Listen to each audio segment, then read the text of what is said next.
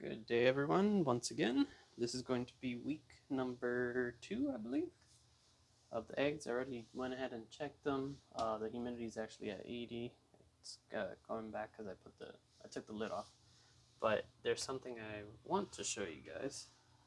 That's true with all hatching eggs. So we'll come here, and we are going to candle some eggs today. And I want to get in.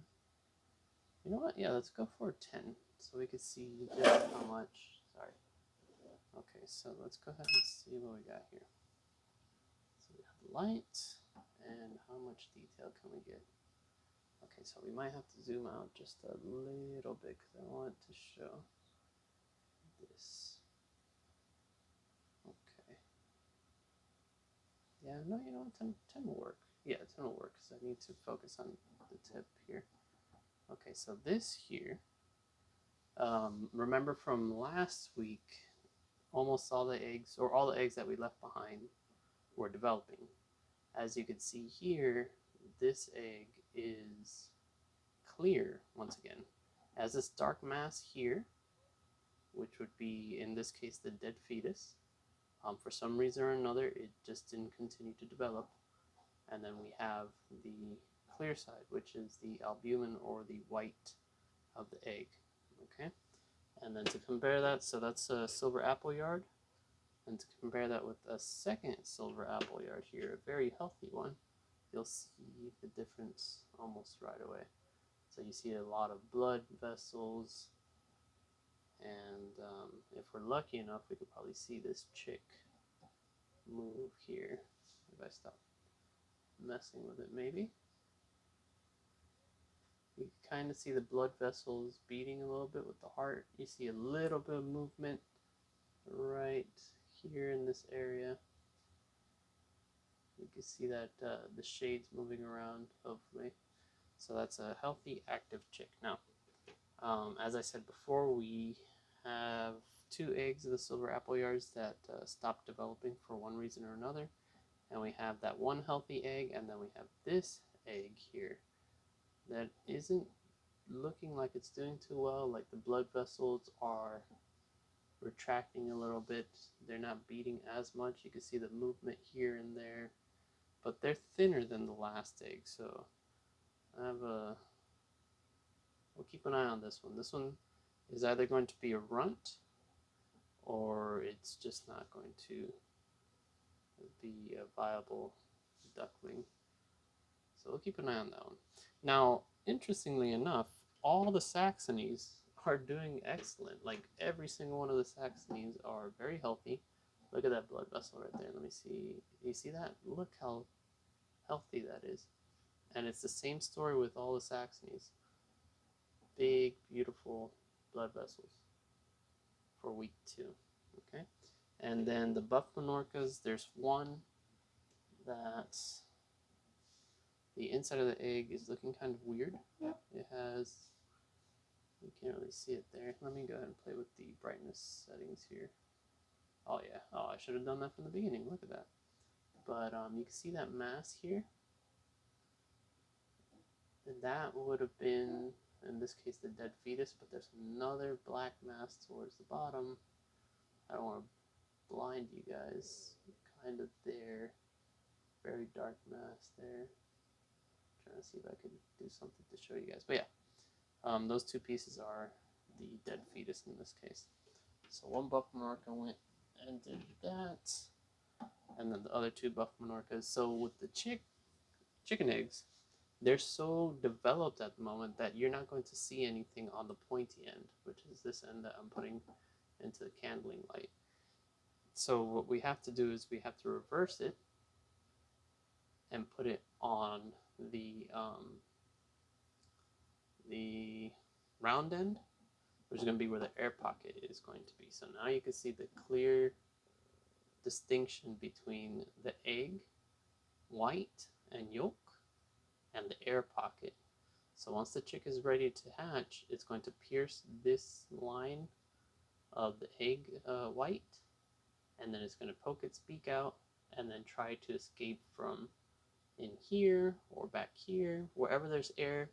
and that is only a limited amount of air. They do have to get out and find some more air on the outside. So that's why they escape the egg and they're able to grow and they become strong, healthy chickens. So those are the two Buffalo Norcas. We'll have a look at a couple more Saxonies at random, so you guys could just see the difference between the silver Appleyards and the Saxony. So once again, we see a big, well-developed blood vessel right there, and it runs throughout the egg. Then there's a second one there. That's exactly what you want to be seeing. That's how you know you're going to have some healthy ducks. So it looks like our Saxony numbers are going to be great, and hopefully we'll be able to add one silver Appleyard, one healthy silver Appleyard. If the other one catches up, then great. If it doesn't, then hey, that's just the nature of hatching eggs. So a lot of people would what they do unfairly. Look at those blood vessels. Is they'd go ahead and write back to the person that they bought the eggs from and put a bad review, saying that they didn't have a good hatch rate and whatnot. So this is a perfect example to show, once again, all the Saxony eggs are developing, right? So they're nice and healthy, very big blood vessels. We have I'm trying to see if I can get an embryo or a duckling to move here on camera. No, we saw it earlier with the Appleyard. But the Saxonies are all developing perfectly. The silver Appleyards, for one reason or another, we're down to 2 viable eggs. Well, 1.5, because that one that I was showing earlier I have questions on. So that could be a number of things. It could be that the genetic pool of the birds of the silver Appleyards isn't large enough and there's a lot of inbreeding. We really haven't had any problem with inbreeding. We've done inbreeding for about maybe 4 or 5 generations with good hatch rates, and that hasn't been a problem. In some flocks and some birds it is a problem, but it could be the humidity that's too high or too low. It could be the temperature that's too high, too low. Hey, it could be anything. So seeing as these Saxonies are all developing, that means we're doing something right. Not perfect, but we're doing something right, and we really don't have to adjust anything. If we would have to adjust something, if we want more Appleyards, maybe it's out of our control. But at the moment, honestly, we want more Saxonies, so we're not too mad about it, but we're not mad at all. It's just the nature of hatching eggs. But yeah, so that's week 2 of the hatching egg journey. I wanted to show you guys those differences in the development of eggs, so you guys can know what to look out for when you're hatching your own eggs. And I wanted to give that advice that if you're gonna buy hatching eggs, again, I can't stress it enough. There's so many factors in hatching eggs that it's not for the faint of heart. If you're not comfortable with 50, 60, 70% success rate, then I wouldn't buy hatching eggs. But if you want a specific, wow, this thing's so hard to put on today. You want a specific breed in your flock, there's really no other way to, there's no other economic way to get that breed to your flock, especially if it's across the country, than buying hatching eggs. So if you're going to buy hatching eggs, just prepare yourself for, I'd say, just even a 50% hatch rate, because then that way you won't be disappointed. I think it's one of the eggs. No, all the eggs are good. I'm having such a hard time putting this back. But yeah, let me know what you guys think. Let me know